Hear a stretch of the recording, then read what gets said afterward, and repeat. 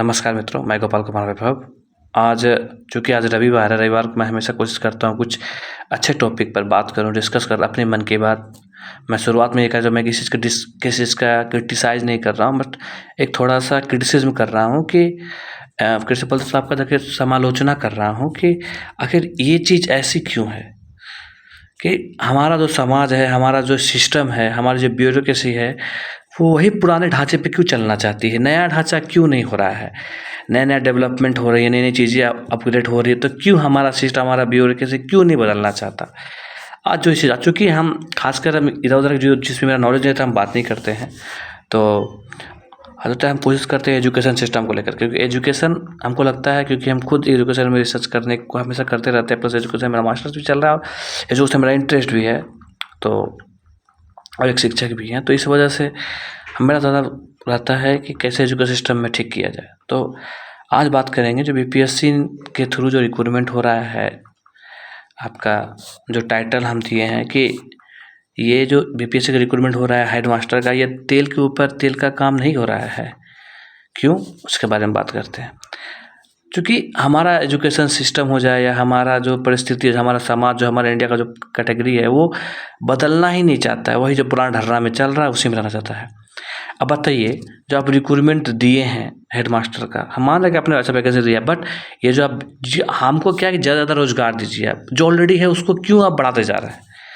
हमारा कहने का मतलब वो भी पार्टिसिपेट करें, ऐसा नहीं, उसमें कुछ पॉइंट्स दीजिए कि चलिए भाई, आप हेड मास्टर, आपको ज़्यादा एक्सपीरियंस है, तो मतलब आप टीचर हैं, आप ज़्यादा योग्यता है आपके पास, तो कुछ 2-4% का आपको छूट दीजिए उसको। बट 8 साल का ही आपको एक्सपीरियंस चाहिए जो हेड मास्टर बनेगा। क्यों एक जो इंसान टीचर नहीं है पहले से, क्या वो एक अच्छा हेड मास्टर नहीं बन सकता? आपने क्राइटेरिया रख दिया है कि जो सरकारी स्कूल में 8 साल का रहेगा, तो 8 साल के बाद ही 8 साल का एक्सपीरियंस होना ही चाहिए। तो क्यों? इस हिसाब से तो आप जब आप बीपीएससी का एग्ज़ाम करवाते हैं या आईपीएस का एग्ज़ाम करवाता है यूपीएससी, तो वो तो आप एक स्कूल को सोच रहे हैं कि एक स्कूल बिना 8 साल का एक्सपीरियंस का नहीं चल सकता। आपका यही थिंक टैंक है आपका कि एक टीचर, एक हेड मास्टर वही बन सकता है जो एक टीचर होगा स्कूल में 7-8 साल का मिनिमम। इसका तो आपके हिसाब से तब बीपीएससी का जो वीडियो वगैरह का होता है, यूपीएससी का होता है, जो आपका जो आईपीएस होता है, वो तो आप एक स्कूल का नहीं दे रहा है, वो तो पूरा डिस्ट्रिक्ट का हेड होता है, उसको चलाता है। तो आपके हिसाब से तब उसको भी 10 साल का एक्सपीरियंस होना चाहिए था तब उसको, हाँ, तब ना काम चलेगा।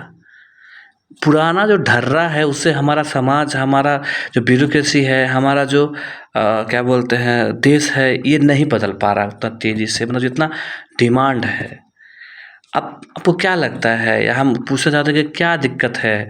नया जिस तरह से एक आईपीएस आईएएस जो प्रॉपर तरीके से रिक्रूटमेंट करके आता है, पढ़ के आता है, उसमें कोई ऐसी वरीयता दी गई है कि आपको 8 साल का एक्सपीरियंस होना ज़रूरी है? क्यों स्कूल में ऐसा क्यों है? जब एक इंसान आईएएस आईपीएस बन के पूरा स्टेट क्या एक डिस्ट्रिक्ट को संभाल सकता है, तो क्या एक नॉर्मल स्टूडेंट जो बीपीएससी क्लियर करके आएगा, उस लेवल का एग्ज़ाम करके आएगा, वो एक स्कूल को नहीं संभाल सकता? हाँ, आप डिग्री का मांग करिए। हाँ, आप उससे हाई लेवल का क्वेश्चन करिए, उस डिपार्टमेंटल एग्ज़ाम के बारे में पूछिए उससे, कैसे वो करेगा, ये तो जो ठीक है, आप क्वेश्चन के लेवल को हाई करिए। लेकिन आप जो एलिजिबिलिटी जो रख दिए हैं 8 साल का, क्या ये नहीं है कि आप तेल के ऊपर तेल लगाने का काम कर रहे हैं? अरे वो तो ऑलरेडी टीचर है, वो 50-60 हज़ार महीना कमा रहा है और उसी को आप देना चाह रहे हैं। तो ये बदलने की ज़रूरत है हमें। ये जो पुराने ढर्रे पे चल रहा है, एक तरफ है एनसीईआरटी का बुक्स, वो तो 1985 का जो चल रहा था, उसको बदलने में 25-30 साल लग गए। कैसे आगे बढ़ेगा, समझ ही नहीं आता इस सब को लेकर के। आई होप भगवान करे थोड़ा हमारे सरकार को, हमारी रिसर्च टीम को थोड़ी सद्बुद्धि आए, थोड़ा सोचे इसके बारे में कि जब एक आईएएस ऑफिसर बिना किसी एक्सपीरियंस के एग्जाम निकाल के जब वो एक पूरा डिस्ट्रिक्ट को चला सकता है, तो एक हाँ ये है कि आप वरीयता दे सकते हैं कि हाँ इस स्कूल में पढ़ता है, आप टीचर है तो ज़्यादा एक्सपीरियंस होगा, 5% आप छूट दीजिए।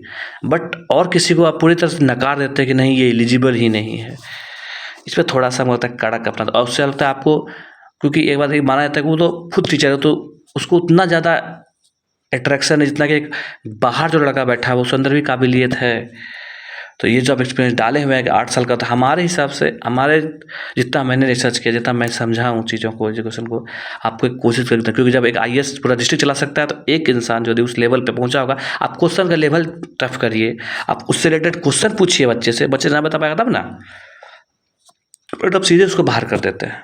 तो इतना याद सोचिए कि एक जब आईएएस पूरा डिस्ट्रिक्ट को संभाल सकता है, तो एक अच्छा बीपीएससी कैंडिडेट, एक अच्छा यूपीएससी कैंडिडेट, एक अच्छा उस लेवल का क्वेश्चन ज़्यादा करके वो एक स्कूल को चला ही सकता है। थोड़ा समय लग सकता है 2 महीना, बट वो सीख जाएगा, वो कर सकता है। आई होप इसके आगे में कोई पहल हो, ये हमारी आशा है। बट हो चाहे नहीं हो, हम हमेशा होपफुल रहते हैं कि चीज़ें प्लस पॉइंट में आए, कि फ्यूचर में हम भी यदि उस क्षेत्र में आए तो हमें भी इन चीज़ों को बदलने का मौका मिले। भारत माता की जय। वंदे मातरम।